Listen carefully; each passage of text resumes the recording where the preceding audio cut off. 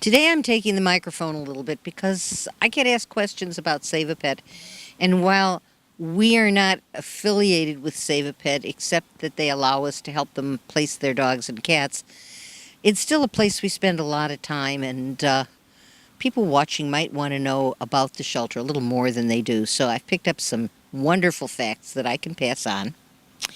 Among them, dogs, cats, puppies, and kittens in foster homes. At present, there are 23 dogs, 1 puppy, 7 cats, and 87 kittens in foster home. And at any given time, of course, that number goes up and down.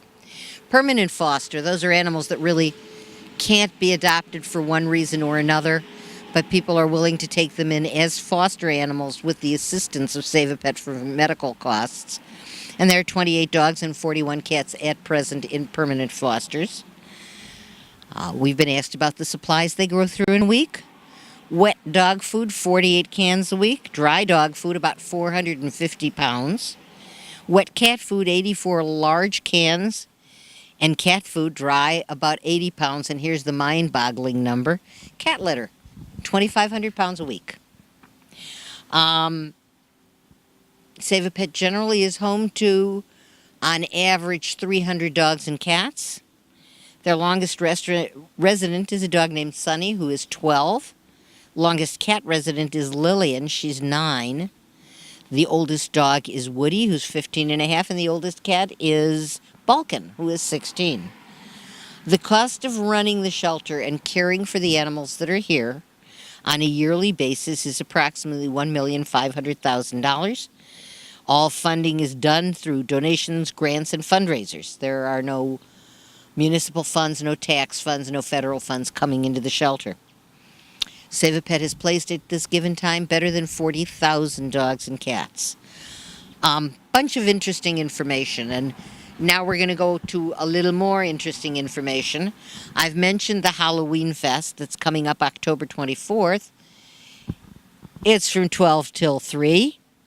And they will have pet costume contests, pumpkin decorating contests, face painting, games, bake sale, raffles, and lots of other good stuff. A chance to come with your dog and enjoy an afternoon with your dog and other people with their dogs who love being together.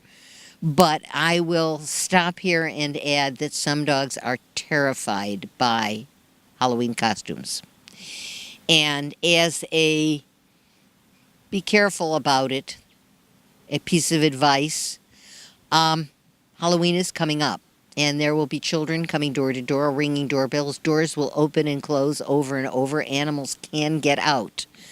If you've got a friendly outgoing dog or cat who's not terrified by Spider-Man or Yoda or whoever the monster of the day happens to be, then you're fine.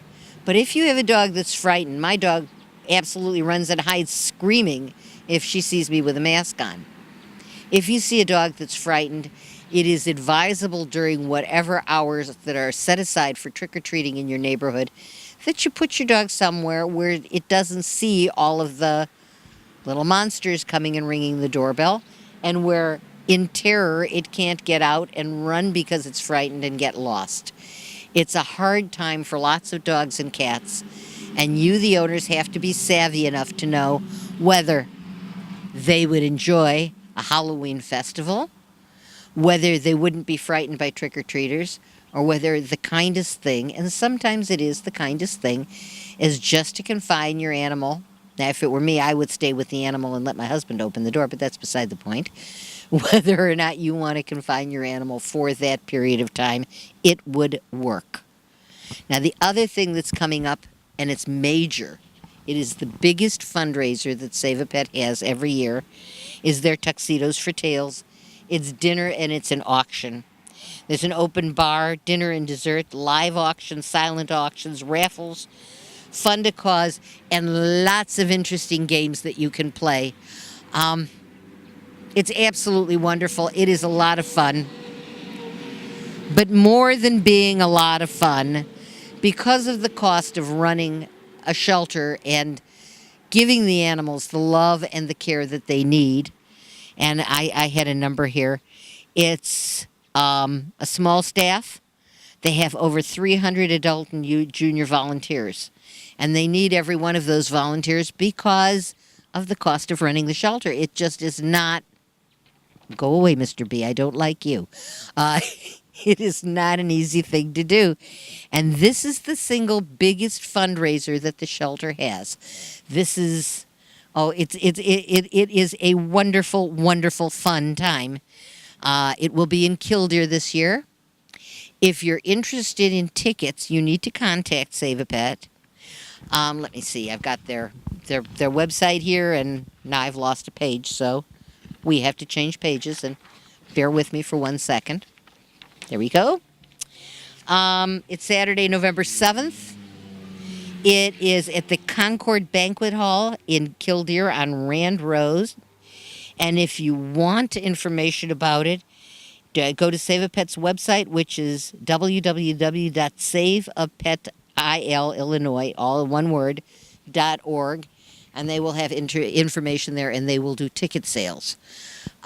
Once again, when you look at the numbers that the shelter expends every year, and when you think about the fact that every ounce of food and every dollar raised does something for the well-being of an animal. They have a clinic here. They take animals that are beyond the help of their clinic, like Fig the cat that you met, who needs to have his eyes tested. Or like the dog with the lumps that they had to make sure were benign and not malignant. They take these animals to vets and they pay vet bills. So you got vet bills and you got food and you've got cleaning and you've got staff and you've got people who walk them, and most of these animals get out every single day. They get out and they get exercise. There are play yards in the back.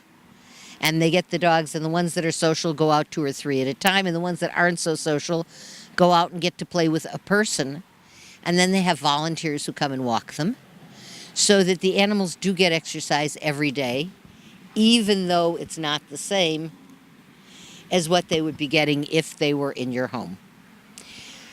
So basically what you've got is a dog or a cat that comes into this shelter frightened, bewildered, not understanding why its safe home is no longer a part of its life, why its people are gone, why the animal was abused or hurt or simply dropped off at a parking lot and abandoned. These animals don't understand. They just know that their normal, stable life is over.